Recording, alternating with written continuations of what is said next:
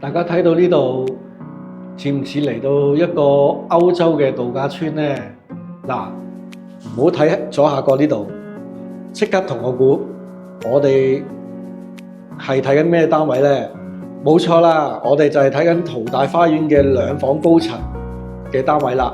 咁我點解今日介紹俾你呢？因為呢個佢業主個裝修咧都好特別㗎，咁所以咧我就介紹俾你哋。咁我哋而家即刻去望下。咁嚟到呢度咧就係一個長食廳嘅設計啦。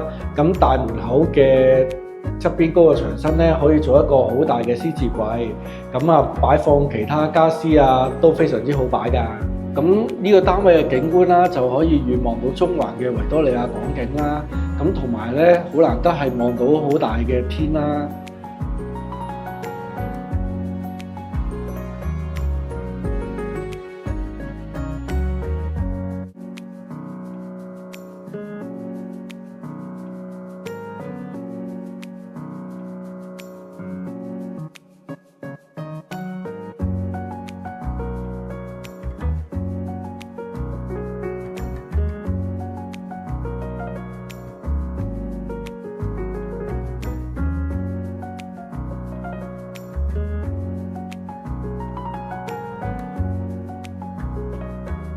嗱，最後咧，我哋嚟到呢個廚房啦，其實個裝修咧都好乾淨企理嘅，咁啊都好新淨㗎，同埋佢嗰個電磁爐啦都俾埋你。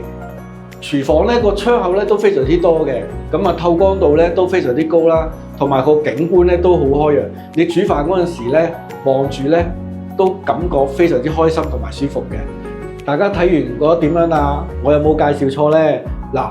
如果你哋想約我睇樓或者再要更多嘅資訊呢，隨時都可以聯絡我阿 Ken 㗎。咁我再物色下有咩單位再介紹俾你哋。我哋下次再見啦，拜拜。